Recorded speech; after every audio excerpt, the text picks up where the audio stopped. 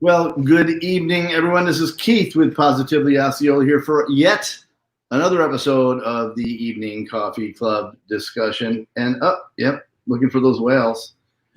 One of those things. I love the oceans. So really super special night tonight. I am so excited because we have Deborah Barra tonight with us, and she is a candidate for State Attorney 9th Judicial Circuit. How are you doing? I'm doing great. And was there supposed to be coffee in here?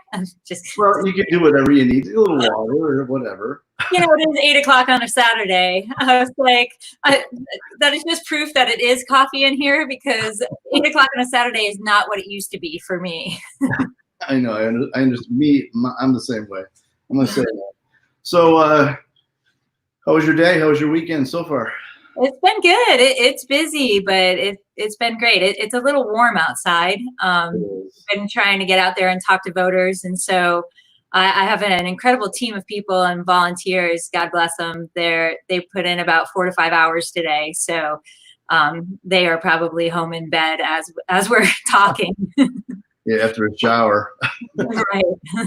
It's just way humid out right now. It is what it is at 8 in the morning. I can remember a couple months ago we'd get up and say, "Gosh, it's just so nice out in the morning," you know. Yeah. Not so much these days. No. Well, so obviously we super appreciate, like you said, you're really busy, and so we super appreciate that you would come and talk to us. And I, we kind of glanced over this just a few minutes ago, and sometimes people don't understand the judicial side of who they're voting for, and that's often unfortunate. I know I probably it's probably the same way for me. I think that's I make sure I do that for myself, and my son's 19, so he's in that voting age. So we talk about it, educate yourself, get to know who you're voting for, and so we really make a point of doing that in our family. And so super glad you're here, and hope that we can answer any questions people have out in the community as far as your experience and why you're running for this office. So why don't you tell us a little bit about yourself and how you've come to this place? Yeah, so I'm from around here. I graduated Dr. Phillips High School, and from there I went on to Flagler College in St. Augustine, which, if you guys have ever been to St. Augustine, it's gorgeous. It was about 6 minutes to the beach if you made the light. So studies were really important when I was in undergrad. After I graduated from Flagler College, I worked at a nonprofit called the Gift for Teaching. And while I was working there, there was a lot of really great people. It's a great organization. But I got a sense that we were trying to solve a result of a problem. And so if I ever really wanted to truly solve problems, I figured I should probably go to law school. So I asked my boss at the time, what is the best law school in the state of Florida? And I don't mean to offend anybody with this, but what he said was the University of Florida. So I applied to one law school, and I figured if I got in, I was meant to be a lawyer. And if I didn't, I would figure it out. I got in, and when I was at law school, I did a class called trial practice, and I absolutely loved it. I loved being in a courtroom. So I interned at the state attorney's office for Orange and Osceola counties. And as an intern, I did my first trial ever with a real jury. And I just knew that was it. I loved it. I loved the office. I loved the people that I was working with. And I loved being in a courtroom fighting for justice. So I started as an intern, and I've never left. I've been with the office for about 17 years now. And now I'm ready to lead the office. Well, I mentioned something earlier when we were talking a bit, and that is that most people don't see themselves in a locked scenario where you're serving in one place, and I think that's something that's regrettable these days. I love when somebody is a lifer per se. I'm kind of that way. My wife and I are that way, where we work on a career area, and we know we're supposed to be in that area, and we tend to stay in that area and work at it. So you've worked in that position for under a few different administrations. Why don't you tell us about that? Yeah, so I got hired under Mr. Lawson Lamar, and I worked for him for 10 years. When I was about 7 years into my career, Mr. Lamar put me in charge of all of the sex crimes prosecution in Orange and Osceola counties. So he made me the chief of the sex crimes unit. And it was my first taste of management, which I absolutely loved. And then Jeff Ashton came in, and he also put me as part of his management team. I prosecuted homicides under his administration, and I supervised a fifth of his downtown office. And then Aramis Ayala came in, and she made me her chief assistant state attorney. So now I supervise the entire office in both Orange and Osceola counties. And so that's something that, to me, that, I talk about what passion means to me when I speak to somebody, when I feel the passion somebody has for a position, the drive they have for that position, the experience they have for that position or what they're doing in their life, that's a big deal to me. I think, that's what leads me to vote for people typically. I look at what their experience is, what their integrity is, what that passion is. So when you get up in the morning, you've been doing this for a while. So when you get up in the morning, so what drives you? Now a lot of us are working certainly away from offices, but that doesn't matter. What drives you to do what you do every day? I love it. And quite honestly, victims of crime. I have spent a lot of time prosecuting sex crimes. And people will sometimes say, oh, that must be really depressing, to listen to those stories, to listen about, to kids who are abused. And quite honestly, I feel like it's just the opposite, because I get to deal with some of the strongest people on the planet, the people who, didn't ask to be victimized, but they were, and yet they're still strong enough to go through the process and to get justice.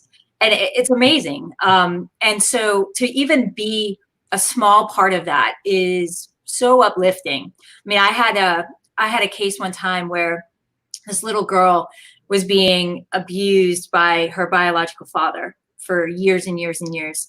And she was 8 years old when she came in to testify against her own father, which under the law, we have to call her as a witness. And she took the witness stand. And this was obviously something that, it was a secret. He had told her all kinds of things about, not telling anyone and everything. And she just had finally had enough as an 8-year-old. And she came into the witness stand and just destroyed him. I mean, this little 8-year-old girl just obliterated him in the courtroom. And I got to be a small part of that, and to watch that happen. And that guy is spending the rest of his life in prison because that's exactly where he needs to be.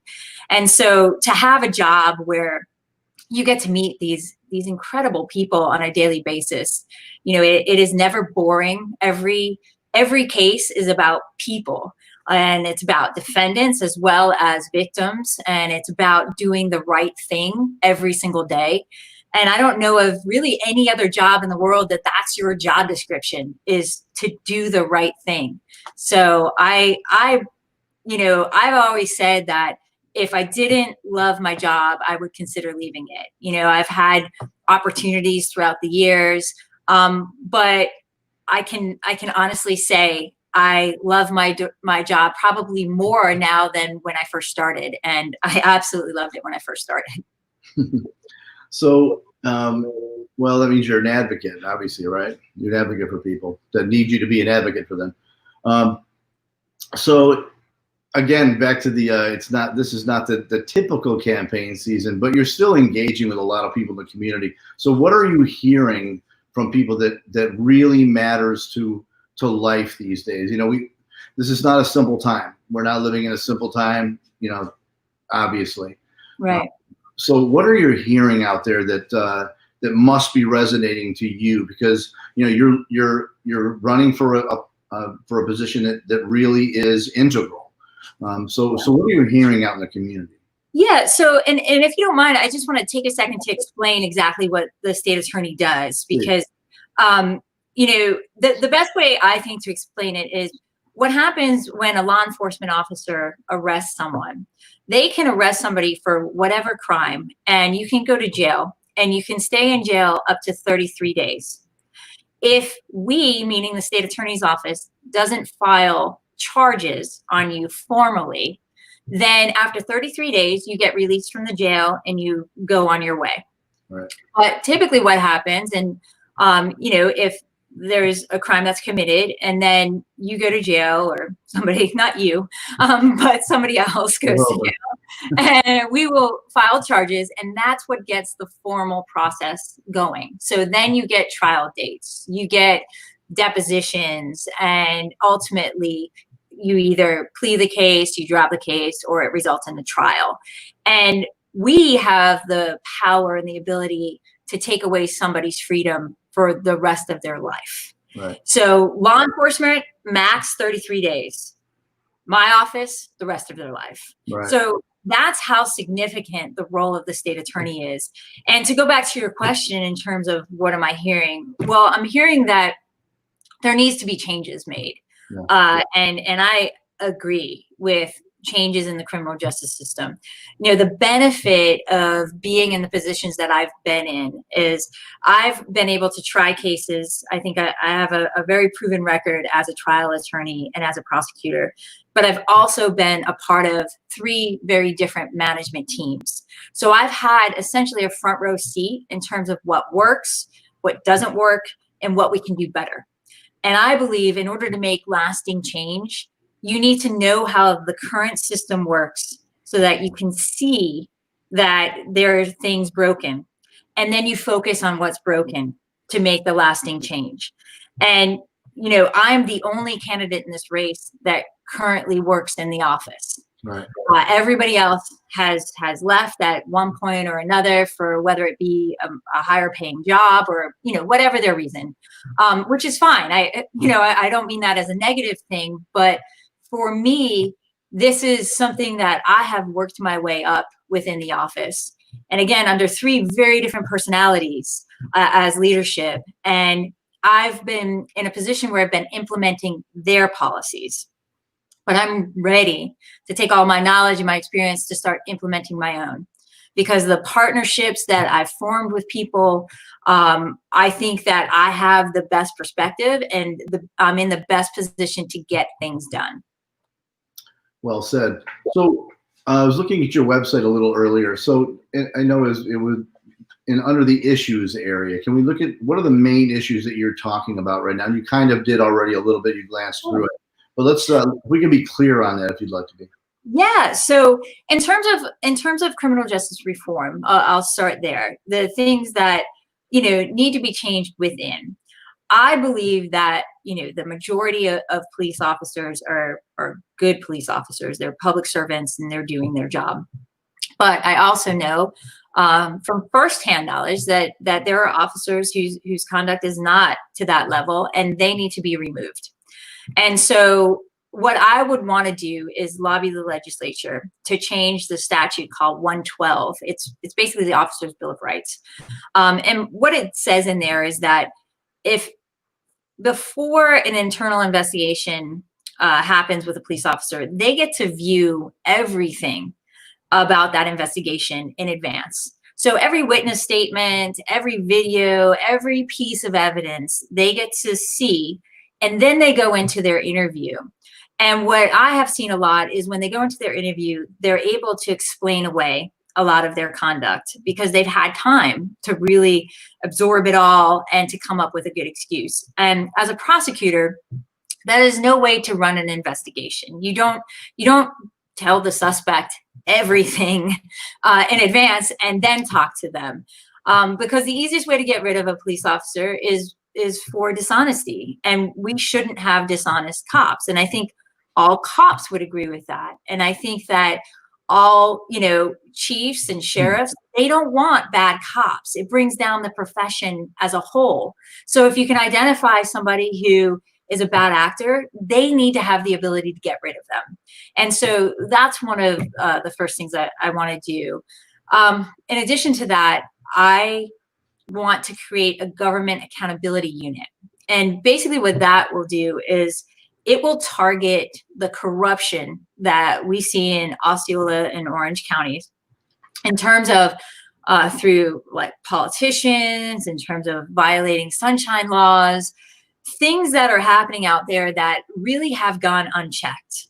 And at the state attorney's office, we have a grand jury, and we have the grand juries have subpoena power, and they can do investigations so that we can target corrupt officials and we can bring them to justice.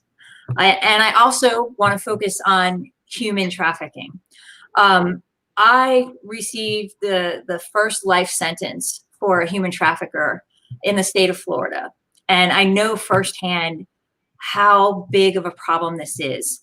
And this is kind of one of those issues that I think as citizens, you just think, oh, not here. It's got to be a problem elsewhere. And that's really good that a lot of people have that view, because they obviously don't come in contact with that. And that's great. But as a prosecutor for 17 years, I can tell you that human trafficking is happening as we speak right now. There is a juvenile in our jurisdiction that is being trafficked, and we need to do better for that victim. And so I want to aggressively go after human traffickers. So I know I've been talking for a while, so I apologize if you were looking for a yes or a no. I was not. I was looking for that, actually. And I could not agree with you more. When you started speaking about human trafficking, the first thing that hit me was, and I just don't know why we're here with this, but I've talked to a few other people that I very much trust in leadership in the area in both Orange and Osceola counties, and they say the same thing that you did, which is people think that it's not happening around where you are. I don't know why we think that. There's so much proof that that's not the case. So I'm glad, and thank you for thinking the way you do, then, because that's a big deal. I don't know what more we have to do to be more aware. We'll try to do something on our end, but thank you for feeling that way about that. Of course, yeah. Thank you for doing something about it, because it is easy to just kind of, I don't think people intentionally ignore it. They just don't want it to be true. Right. And I get that. I really do, but it's there, and we need to help. We need to help those people. So how do you feel, once you're elected? So yeah. How do we move to communicate more, to start moving ahead with the things that we are living with and seeing right now? As that leader, how do you lead in that situation and start saying, all right, we're going to focus on this. There are so many things happening right now. How do we focus on certain issues to get them accomplished? Well, I think transparency is huge. Whenever you work for an agency that has so much power, I think your level of transparency has to increase with the level of power. Citizens have a right to know what you're doing, right, and why you're doing them. And I think that the why is often left out of the conversation. A lot of times in the criminal justice system, you'll see the end result, and that's all you see, and there's nothing behind it. Or there's a lot behind it that you don't get to see. And I think, bringing things to the forefront in terms of, police accountability, in terms of showing, okay, here's what we've done. Like when I'm combating human trafficking, I will report out, here's what we're doing in this. Here's the success, or here's not the success, and we're going to try to do better because we know that it exists. And I think that you can't be afraid of communication. Communication is key, because I think if you communicate well, you can get partners. Right. And there's really nothing that the state attorney can do by themselves if you're trying to make lasting change. Like, for example, the bond policy and bond issue. I think we can all agree that poor people should not be in jail because they're poor. Right. I have personally seen a person who is charged with murder get out of jail the next day. They bond out. And somebody who was charged with a no valid driver's license was in jail for 26 days. Right. That's absurd. And I think anybody with any common sense would agree with that. So what we need to do is we need to get everybody in a room together, because the state attorney's office can only make a recommendation about bond. I can go into a courtroom and I can say, Your Honor, I believe that this person should be released without paying a bond. And the judge can say, nah, I'm going to give a $500 bond. Right. And there's nothing I can do about it. And so instead of doing it piecemeal, one of my jobs as a prosecutor is to persuade people. And I think that applies to persuading community partners to get them on board with your ideas. And so what I want to do is get everybody in the room, the defense bar, the public defender's office, and the judiciary, to talk about our bond policy. And if you can get a commitment from all of the partners in the criminal justice system, that's when you make lasting change that's going to affect all of the citizens. I think it's called the law of the buy-in, right? Right. Buy-in. Yeah. Absolutely. Well said. I know we're at we're a few minutes away maybe, but I'm enjoying the conversation very much. So, what would you say to voters? So, you want them to elect you into this position. So, what would you say to those voters? Kind of in a closing, but not yet. So, what would you say to the voters right now that you want to make sure they get? Well, we share in a lot of same issues. Public safety is a huge thing. I'm a citizen of Orange County. I have family members who work in Osceola County. In fact, my brother and my sister-in-law are both teachers in Osceola County. I spend a lot of time in Osceola County. And the things that are important to you are important to me. We want to keep our children safe. That is huge. You want to have a prosecutor or a state attorney who knows how to prosecute a case, so that you have confidence that the prosecutor is going to be fighting for you. And I've been fighting for victims of crime for 17 years. And then you also want the state attorney to know how to get things done. And in my experience, I don't have a learning curve when I step in as state attorney. I can hit the ground running because I've been there for 17 years. And both of those things, my trial experience as well as my management experience, is different. It sets me apart from all of the other candidates in this race. You need somebody who's going to fight for you on the issues that you care about. And I am clearly not part of any good old boy network. And so when I say I'm going after government corruption, I'm going after government corruption. I don't care who you are.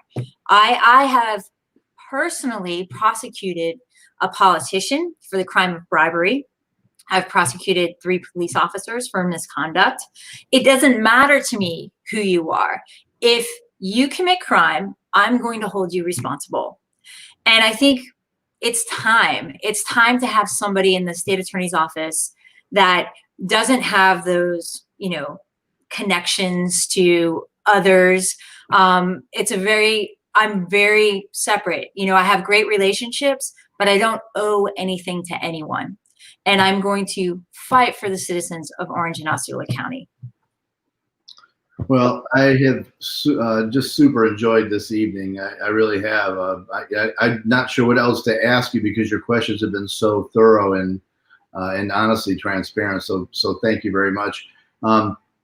So for those people who want to learn more about, why don't you tell more about you? Why don't you tell them what their web address is? And we should really say, you pointed out earlier, the Ninth Circuit is indeed Orange and Osceola County. So that's why you're on here tonight for sure.